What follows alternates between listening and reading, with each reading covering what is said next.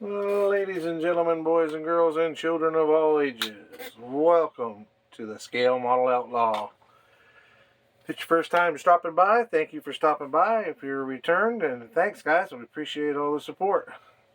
Well, today we're going to jump right into it. We're going to get back on our pacer build.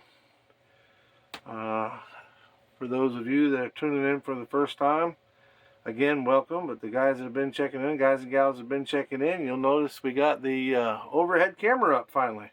Still filming off of our phone, but at least we got it from overhead where we can see what we were doing. You might have noticed on the last video, it was overhead, but it was not very good. So we'll just leave that alone. Alright guys, well, where we left off is we beat it up around our taillight bezel so we can French them in. So today we're just going to get right into it.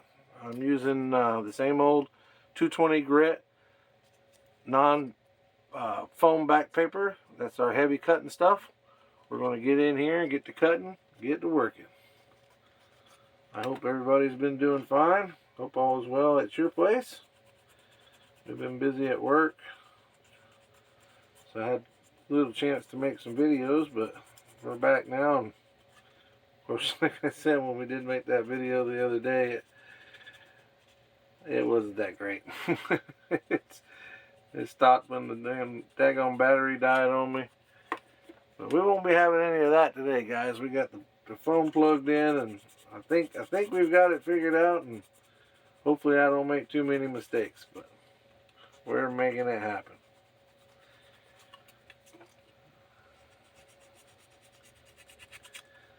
We're just sanding down around this old bezel. We're trying to French this bezel in if you're just coming for the first time. We are Frenching our taillight bezel into our 76 pacer. This particular build, we're taking a 76 pacer and doing a chip foose inspired build with it. It's going to have a Hellcat in it. It's going to be a pro touring rig, big old tires. Or big old tires as far as the pacer's concerned anyway.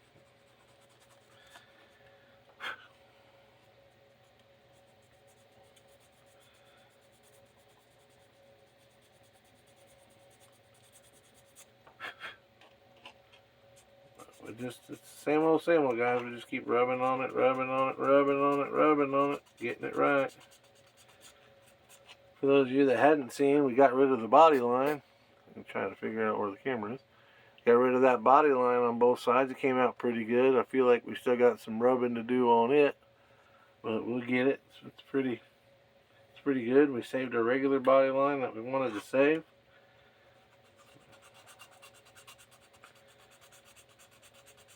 Try to get some videos in this week. I am going out of town. I'm actually going to the Nashville area next weekend, so I won't be able to build any cars or work on anything because I'm going to be up there for my niece's wedding. If you're watching and you're from the Nashville area, drop me a comment. Tell me whereabouts you are up there. So we're going to be just outside of Nashville, in a little town called Dillon, Tennessee. I've been to Nashville before, but I don't think I've ever been to Dillon. So my niece is in the music business. She's not a singer. She's like, I don't know if she's a producer or she's a secretary for the producer. I don't know what she does, but I just know she's in the music business somehow. I'm sure what she's doing is important. She's a really smart girl. She works hard. She's getting married, so we want to go up there and support her and celebrate her time. Looking forward to that. I know my big brother's proud of her. Be a nice chance to get away, have some fun, spend some time with the family. I'm sure I'll miss my models. But what's the old saying? Absence makes the heart grow fond. Now we're getting there, guys. Getting it whittled down. Again, if you're just tuning in, this 220 paper that we're using is just regular old 3M paper from your local, I imagine you get it at Walmart or whatever. I get it from the local parts store because I own a small shop and we order stuff like this to work on the one-to-ones with, I always make sure I order me a little bit of extra to take home with me.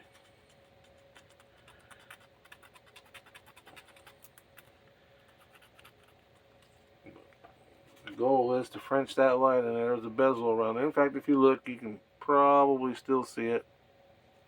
There's a definite line right there. But when we sand it down, then we sand, and then when we get it down where we want it, we've been putting the red epoxy on there. But I've got a new product that it's not new. Right? It's new to me. I'd never used it before, but clearly it's been around for a while. Something called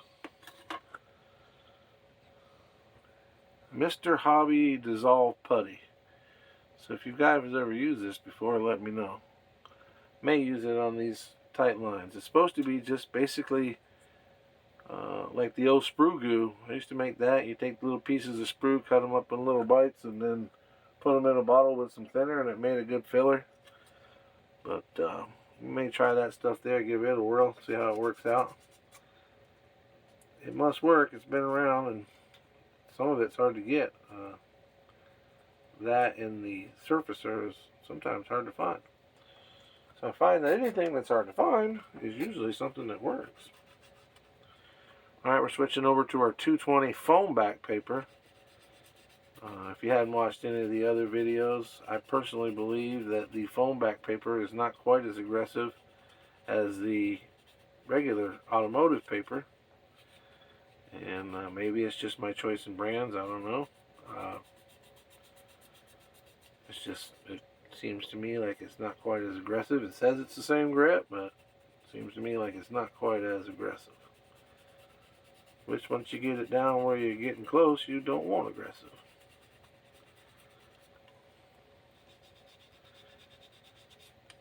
It's getting there. Getting there. You can see that we took out what used to be the backup lights. Those will be smoothed out. And those will be smoothed out. You'll never know they're there. I got my front bumper the other day. I'll take a little break to show you that. If you hadn't watched the video, this whole thing has been inspired by a Chip Foose video that he put up on YouTube, or he put out there anyway. And he hand drew a pacer and deleted the back window, did a bunch of stuff to it. And when I went back to do some reviews to make sure I hadn't forgotten what he'd done, he used bumpers off a 67 Camaro. Now that's the front bumper off a 67. We haven't worked our way to the front of the rig yet, but we're going to use that one. I told in the last video that I was looking for it, and I went on to the old eBay and punched in that bumper, and be darned if there wasn't a front and a rear bumper on eBay for a 67 Camaro 1/25th scale. And I guess somebody didn't need it for their kit, so I went ahead and bought it. But having received one and not the other, I'm thinking that maybe that was two different people. I don't know, or maybe he couldn't find his other one. I don't know, but I thought it was the same guy, but it was listed on two different listings, so we'll see what happens there. But alright guys, well, we got the bezels all tuned in there. They're not perfect, but we're going to go ahead and rub on them some more, get them down. Like on this side, we can go ahead and I'm going to go ahead, because I'm familiar with it and I want to practice with that putty stuff. I'm going to go ahead and use my good old standby. That's right, the Bondo glazing putty. We'll put that over top of it. That'll help us fill in the small holes. And then we can go ahead and sand that down, fill in the little cracks, sand that down. So let's get us a cup.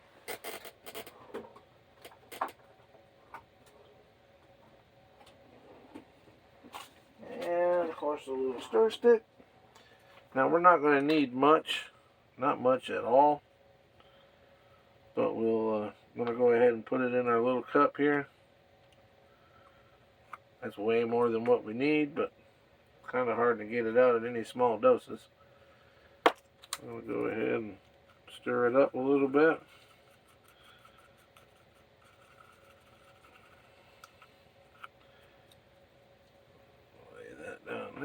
got some toothpicks laying here. I think I'm going to apply it with a toothpick so we don't get too carried away with what we need, because we really and truly do not need a lot. We'll just put it on up there to the edge. Smoosh it around a little bit. Get ready to let it harden.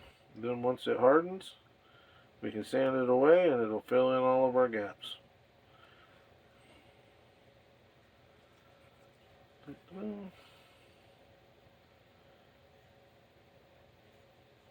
It looks like it's goobered on there because it is, but as we go along, after we get it on there, we can come back and kind of smoosh it around a little bit with our toothpick. That'll do both, help get us in the tight holes, and it'll also help us smooth it out so we don't have to sand quite so much. Alright, back here to the back. We got to build this up a little bit, so I'm going to put this on there pretty heavy. Our white putty shrinks. This stuff does not. We do want to save that line there, but if I take it out now, it's no big deal. I can come along with my edger later and get it back.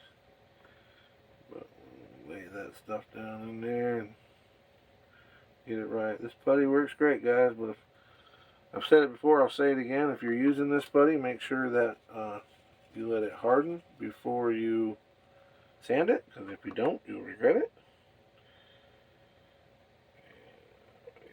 Yep, look at that. There we are.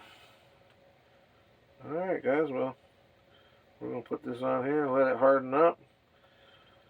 And, yep. Got it all goobered on there.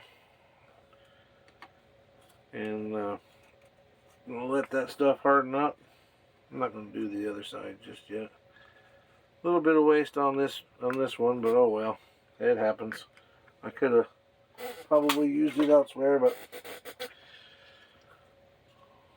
so that stuff takes about an hour or so to dry and get good and cured to where we can sand on it. We certainly don't want to sit here for an hour and wait for it to dry, so I'm going to let you guys go. But before I do, I want y'all to check out scalefinishes.com for all of your paint needs. Anything you can think of, guys. Lacquers, enamels, they have flocking. They are a distributor for Flexifile, so you can get all your sanding needs there. Be sure and check them out. Fill up your cart full of their awesome products. Scroll to the bottom. When you get to the bottom, you'll see there's a discount code spot. Put in Outlaw 10. Outlaw in capital letters 10. Get you a 10% discount from the channel.